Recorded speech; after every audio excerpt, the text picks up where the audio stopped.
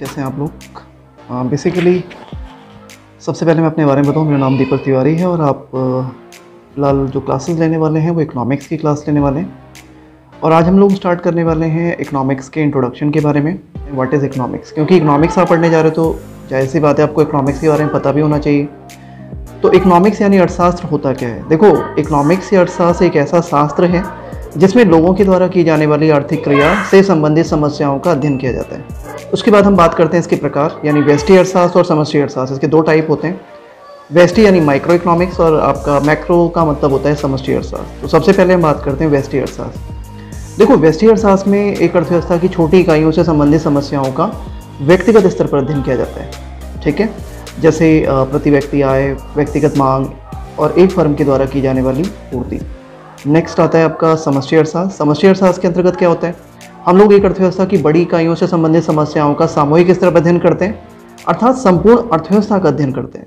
जैसे आपका जनसंख्या, फॉर एग्जांपल आपका निर्धनता, फॉर एग्जांपल आपका एग्रीगेट डिमांड यानी समग्र मांग, समग्र पूर्ति, कुल राष्ट्रीय आय, ये सब इसमें यहाँ पे अध्ययन का पार्ट होते हैं। ठीक है, नेक्स्ट आता है आपका व्यष्टि और समष्टि में क्या अंतर है। देखो, अगर मैं व्यष्टि और समष्टि के अंतर की बात करूं तो सबसे पहला अंतर तो इनकी परिभाषा ही हो जाती है। जैसा कि व्यष्टि अर्थशास्त्र में क्या होता है, एक अर्थव्यवस्था की छोटी इकाइयों का अध्ययन किया जाता है, जबकि समष्टि अर्थशास्त्र में एक अर्थव्यवस्था की बड़ी इकाइयों अर्थात संपूर्ण अर्थव्यवस्था का अध्ययन किया जाता है। नेक्स्ट आपका आता है व्यष्टि अर्थशास्त्र का क्षेत्र सीमित है, जबकि समष्टि अर्थशास्त्र का क्षेत्र असीमित है अर्थात विस्तृत है। नंबर थर्ड, व्यष्टि अर्थशास्त्र में व्यक्तिगत स्तर पर अध्ययन किया जाता है, जबकि समष्टि अर्थशास्त्र में सामूहिक स्तर पर अध्ययन किया जाता है। नेक्स्ट वन इज इनके एग्जाम्पल। व्यष्टि अर्थशास्त्र का संबंध प्रति व्यक्ति आय, व्यक्तिगत मांग, व्यक्तिगत पूर्ति से है, जबकि आपका समष्टि अर्थशास्त्र का संबंध किससे है? फॉर एग्जांपल आपका जनसंख्या, निर्धनता, आपका बेरोजगारी, राष्ट्रीय आय, कुल मांग, कुल पूर्ति, इन सभी को यहाँ पे अध्ययन में शामिल किया जाता है। ठीक है, तो आपका जो फर्स्ट चैप्टर है ऑलमोस्ट इसमें हम इसी इंट्रोडक्शन के बारे में पढ़ेंगे। अब मैं आपको थोड़ा सा नेक्स्ट चैप्टर के बारे में भी आपको प्रिपेयर करवा दूं। देखो, नेक्स्ट चैप्टर जो है उसमें हम लोग राष्ट्रीय आय और उससे संबंधित अवधारणाओं के बारे में पढ़ने वाले हैं। ठीक है, तो देखो सबसे पहले हम कुछ गुड्स के प्रकार के बारे में बात करते हैं। जैसे आपने सुना भी होगा अंतिम वस्तुएं, मध्यवर्ती वस्तुएं। तो सबसे पहले हम बात करते हैं यहाँ पे अंतिम वस्तुओं के बारे में। अंतिम वस्तुएं होती क्या? अंतिम वस्तुएं वे हैं जो अपनी उत्पादन की सीमा रेखा को पार कर चुकी हैं और उपभोक्ता के द्वारा उपभोग के लिए तैयार हैं। ऐसी वस्तुओं को हम क्या बोलते हैं? अंतिम वस्तुएं।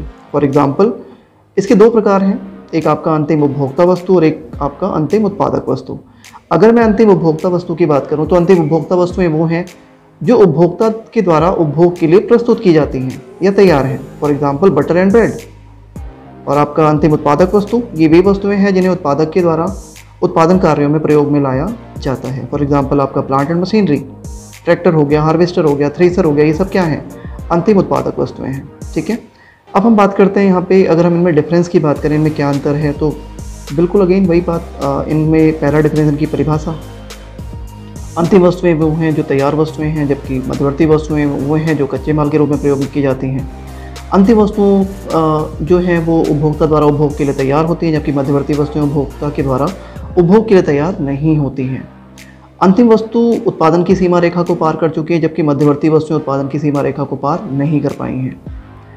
और अगर मैं नेक्स्ट बात करूं तो अंतिम वस्तुएं के मूल्य में मूल्य वृद्धि किया जाना बाकी नहीं है, जबकि मध्यवर्ती वस्तुओं के मूल्य में मूल्य वृद्धि किया जाना बाकी है। अंतिम वस्तु की पुनः बिक्री नहीं की जा सकती, जबकि मध्यवर्ती वस्तुओं की पुनः बिक्री की जा सकती है। अंतिम वस्तुओं के मूल्य को राष्ट्रीय आय में शामिल किया जाता है, जबकि मध्यवर्ती वस्तुओं के मूल्य को राष्ट्रीय आय में शामिल नहीं किया जाता है। ठीक है, इसके बाद थोड़ा सा और आगे बढ़ते हैं। नेक्स्ट वन इज पूंजीगत वस्तुएं। पूंजीगत वस्तुएं क्या हैं? पूंजीगत वस्तुएं वे जिनका मूल्य बहुत अधिक होता है और जिनका आकार भी बहुत बड़ा होता है और जिनको लंबे समय तक उत्पादन कार्यों में प्रयोग में लाया जाता है, लाइक आपका प्लांट एंड मशीनरी, भूमि, भवन इत्यादि। ठीक है, अब हम बात करते हैं यहाँ पे नेक्स्ट निवेश। देखो, निवेश का संबंध एक ऐसी व्यवस्था से है, एक ऐसी प्रक्रिया से है जो पूंजी के स्टॉक में वृद्धि लेकर के आती है। उसके दो प्रकार हैं, एक आपका स्थिर निवेश, नेक्स्ट वन इज माल सूची निवेश। देखो, स्थिर निवेश का संबंध क्या है? देखो, स्थिर निवेश का मतलब स्थिर परिसंपत्तियों पर जो भी निवेश किया जाता है, जो भी व्यय किया जाता है, वह स्थिर निवेश कहलाता है। जैसे land and building, plant and machinery आदि पर जो भी व्यय किया गया वो क्या है? आपका स्थिर निवेश। माल सूची निवेश वह निवेश होता है जिसमें हम निम्न प्रकार के व्ययों को शामिल करते हैं, जैसे कच्चे माल पर किया गया व्यय, अर्ध तैयार वस्तुओं पर किया गया व्यय, तैयार वस्तुओं पर किया गया व्यय, ये सभी व्यय आपके माल सूची निवेश कहलाते हैं। ठीक है, इसके बाद हम बात करते हैं स्टॉक एवं प्रवाह के बारे में। देखो स्टॉक का मतलब क्या होता है। स्टॉक का संबंध समय की एक निश्चित अवधि में मापी जाने वाली मात्रा स्टॉक कहलाती है। जैसे छत की टंकी में रखा पानी, दिल्ली से मुंबई की दूरी, एक निश्चित समय में देश की जनसंख्या, आपके बैंक खातों में जमा धन, ये सब क्या कहलाता है, स्टॉक कहलाता है। और प्रवाह का मतलब क्या है। प्रवाह का संबंध समय की एक विशिष्ट अवधि में मापी जाने वाली मात्रा प्रवाह कहलाती है, जिसको हम एक निश्चित समय अंतराल में मापते हैं। जैसे आप कह सकते हो कि प्रति सप्ताह, प्रति माह, प्रति छमाही, प्रति वर्ष।